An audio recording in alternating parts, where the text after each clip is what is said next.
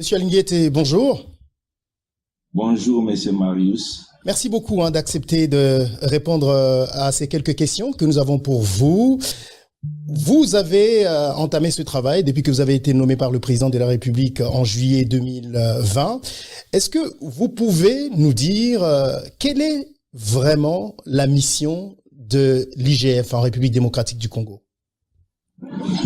L'inspection générale des finances est un service public relevant de l'autorité directe du chef de l'État qui a été créé depuis le 15 septembre 1987 et là pour mission de veiller à la bonne exécution des lois et règlements en matière de finances publiques. Plus précisément, l'inspection générale des finances procède au contrôle des finances publiques du gouvernement central, des finances publiques des provinces ainsi que les finances des entreprises relevant du portefeuille de l'État. Donc, nous faisons les contrôles de tout ce qui est finances publiques, finances et biens publics de l'État. Nous faisons le contrôle de tout ce qui est finances et biens publics relevant des provinces et des entités locales et nous contrôlons la gestion des entreprises relevant du portefeuille de l'État. Voilà brièvement ce que nous faisons comme travail. Alors, vous avez dit que c'est une institution qui existe depuis longtemps. Qu'est-ce qui fait que cette institution, on en parle plus aujourd'hui qu'il y a quelques années? L'inspection générale des finances existe depuis 1987. Je pense que pour la petite histoire, vers les années 88, l'inspection générale des finances fait parler d'elle avec l'inspecteur général Kazumba Luaula à l'époque. Et puis, nous avions connu une longue période de léthargie. Et aujourd'hui, avec l'avènement de son Excellence, Monsieur le Président de la République, chef de l'État, qui a appuyé l'inspection générale des finances, qui a laissé les mains libres à ses services de faire le contrôle et qui a mis la lutte contre l'impunité dans son programme, l'inspection générale des finances a repris les poils de la bête. Voilà pourquoi on parle de l'inspection générale des finances aujourd'hui. Donc, c'est pas la volonté politique qui existe dans les pays de mettre fin à des faits de corruption, de malversation et de détournement des deniers publics. Alors, depuis que vous êtes là, Monsieur Alinguete, à la tête de l'IGF, est-ce que vous pouvez nous dire avec précision combien avez-vous déjà fait retourner dans les caisses de l'État? Notre travail, ce n'est pas seulement de retourner l'argent au compte de l'État. Nous travaillons, outre le fait que nous contrôlons la dépense publique dans toute sa dimension, nous contrôlons ou nous encadrons également les régies financières pour mobiliser les recettes. Aujourd'hui, l'augmentation des recettes publiques que les finances publiques congolaises viennent d'enregistrer est aussi tributaire des efforts de l'inspection générale des finances. Je dis bien aussi tributaire parce que c'est un travail d'ensemble. Mais en ce qui concerne la récupération des fonds, je peux vous dire, tout récemment, il y a une semaine, nous avions récupéré 1,5 million auprès du ministère de l'Agriculture, des fonds qui étaient presque déjà détournés. Il y a 2 semaines ou 3 semaines, nous avions récupéré plus d'1 million au niveau de la FECOFA, des fonds également qui étaient détournés. Il y a plus de 2 mois, nous avions fait retourner 16 millions de dollars qui étaient destinés à la paye de l'organisation des tests des élèves. Donc, il y a autant de choses que nous faisons, nous arrivons à retourner. J'ai oublié, nous avions également réussi à retourner au compte de l'État la TVA qui avait été détournée par une société espagnole qui était venue travailler dans le cadre du projet Bukangaloso. Il y a beaucoup de choses que nous faisons aujourd'hui. Nous arrivons à faire retourner l'argent au compte général du Trésor. Nous arrivons également à contribuer sensiblement à la mobilisation des recettes et nous tenons à contribuer à l'implémentation de la bonne gouvernance prônée par les chefs de l'État. Alors, dans un pays où nous savons qu'il y a beaucoup de corruption, en la République démocratique du Congo, quelles sont les méthodes que vous utilisez pour ne pas tomber dans des pots de vin? Je parle particulièrement de vos agents. Oui, en ce qui concerne nos agents, nous travaillons efficacement pour tout d'abord conscientiser nos agents. Nous avions travaillé pour améliorer leurs conditions, des conditions financières, les conditions techniques de travail. Aujourd'hui, si vous visitez l'inspection générale des finances, nos agents sont dans les meilleures conditions. Nous avons tous les outils nécessaires pour faire le travail et les conditions salariales ont été sensiblement améliorées. Mais au-delà de tout ça, nous tenons chaque semaine des journées de sensibilisation à des inspecteurs pour que chacun puisse prendre conscience aujourd'hui que nous sommes appelés à jouer un rôle très, très important dans la lutte contre les antivaleurs qui ont longtemps gagné les finances publiques congolaises. Donc, vous voulez nous dire que vos agents sont tellement bien payés qu'ils vont et ils résistent devant des corruptions?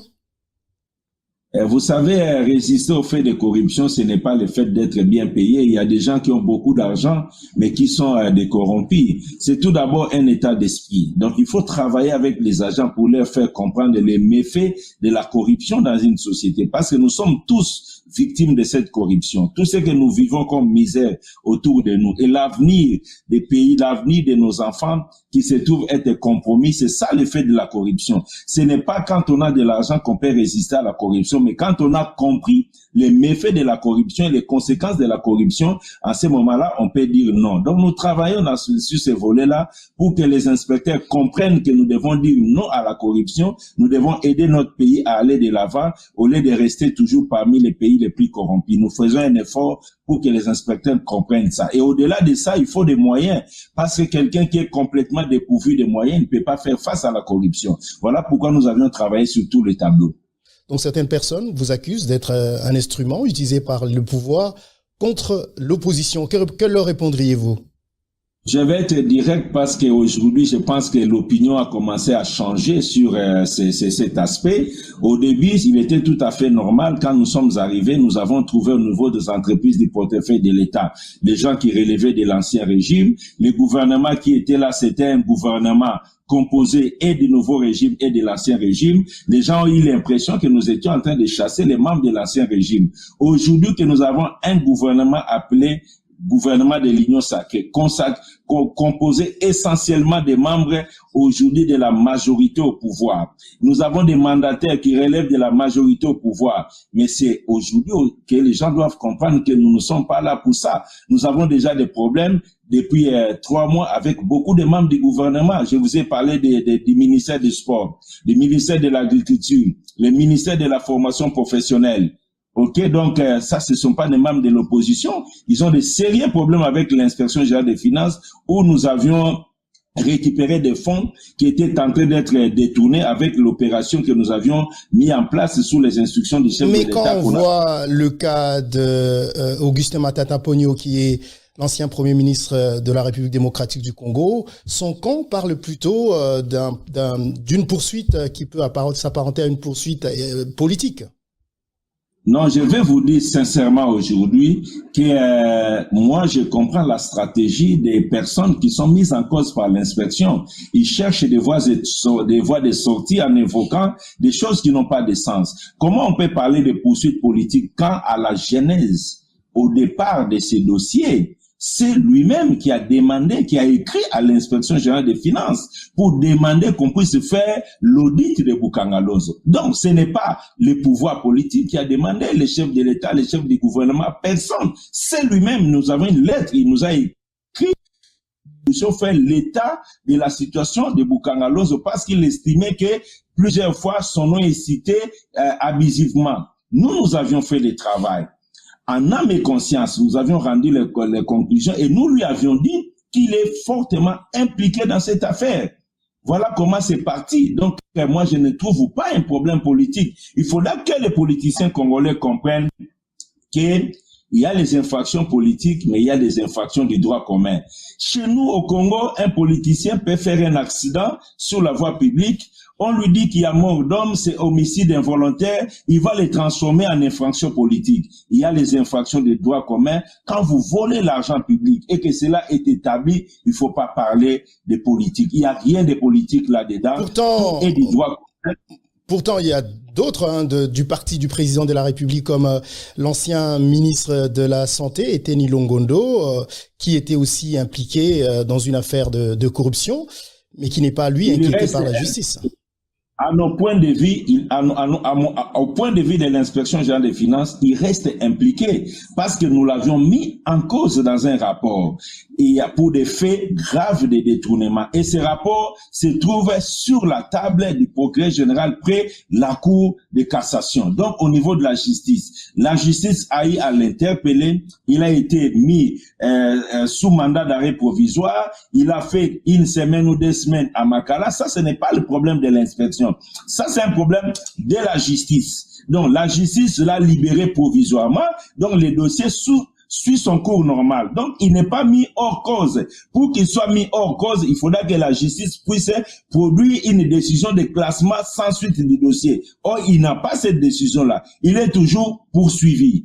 Mais alors, il est mis en liberté provisoire. Donc, voilà la réalité. Il y a également, vous avez cité, vous étiez il y a quelques jours en contradiction sur la procédure avec le ministre de l'Enseignement, sur la gestion de l'argent, dont vous avez parlé tout à l'heure, de la gestion des examens d'État. Est-ce que le ministre qui fait partie de l'Union sacrée, lui, a été inquiété?